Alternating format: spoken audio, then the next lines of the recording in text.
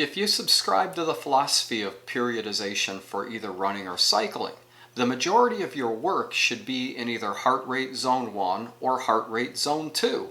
Well, how do you know what your heart rate zones are?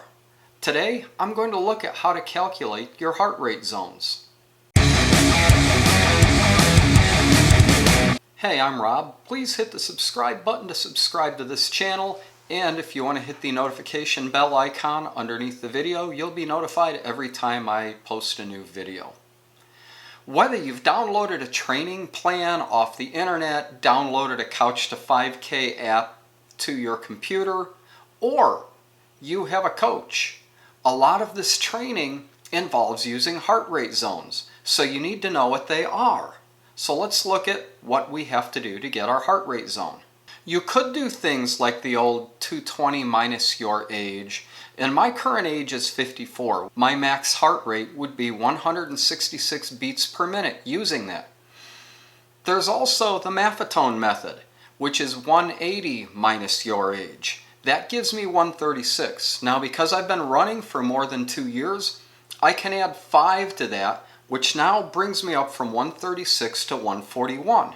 And according to Maffetone, I should never exceed 141. Well, the problem with both of these methods is they both assume everyone who uses them is at the same fitness level. Even with the Maffetone, add 5 beats per minute to that heart rate. That assumes everybody that's been running for at least 2 years or cycling or whatever is at the same fitness level with their heart. And to me, that's a false premise. I believe the best way to get your heart rate zones is to perform a max heart rate test.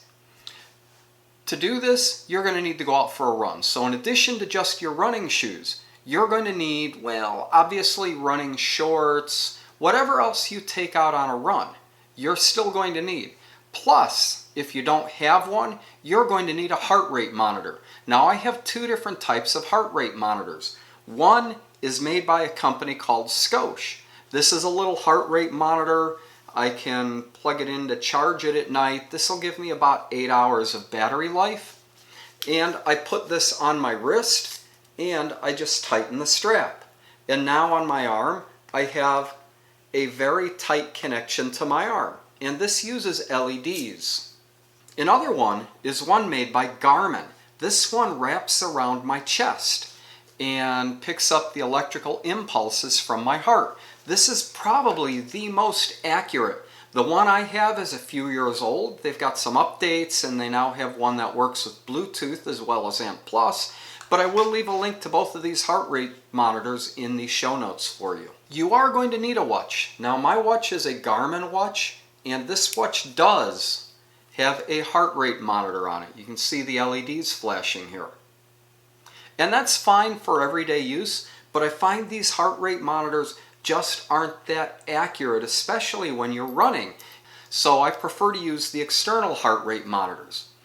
But you are either going to need a fitness watch, Garmin or Polar or an Apple Watch or something like that where you can now track your run.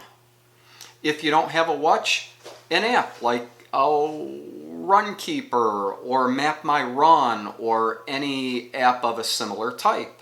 Whether you've got a watch or you have an app on your phone, be sure to turn off the lap feature for this. Let's talk about the workout now. Now comes the fun part.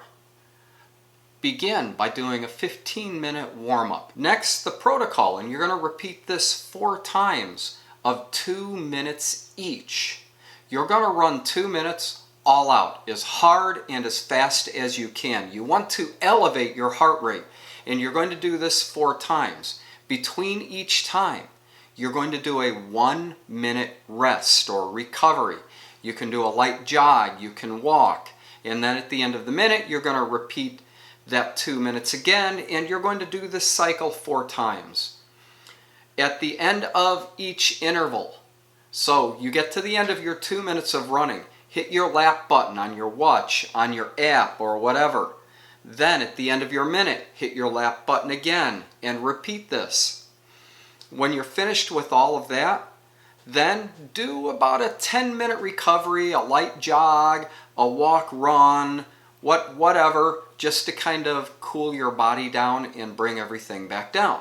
Now you're done with the fun part. We need to figure out what your maximum heart rate was in order to calculate this. Now after my workout has been uploaded, and as I said, I prefer to use Garmin, but whatever app you use, I have Garmin synced to Training Peaks because I think it's better or easier to take a look at the data through Training Peaks than it is through Garmin. And here I have a previous workout that I've done. And when I select the workout, I need my maximum heart rate. In Training Peaks, right here, it shows me this was my maximum heart rate. So my maximum heart rate in this workout was 169 beats per minute. I need to know that in order to calculate my heart rate zones. With my 169 beats per minute as my maximum, I'm now able to calculate my heart rate zones.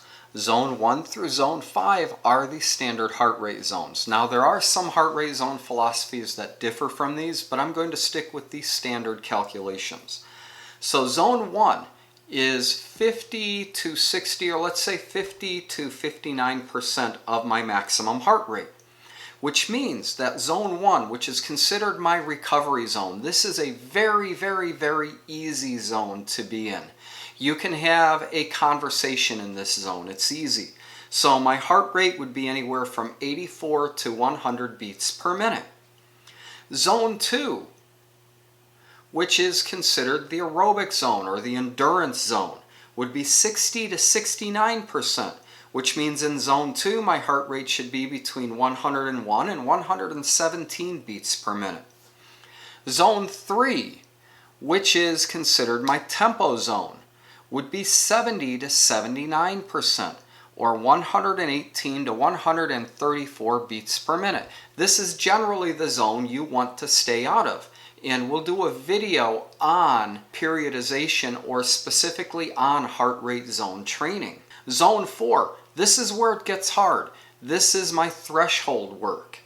This is where you want to spend, say about 15-ish% of your time, or of your workout time or running time or cycling time in this zone. This is 80 to 89% of the maximum, or 135 to 151 beats per minute. Or Zone 5, this is your maximum effort. This is 90 to 100%, and this is 152 to, in my case, 159 beats per minute.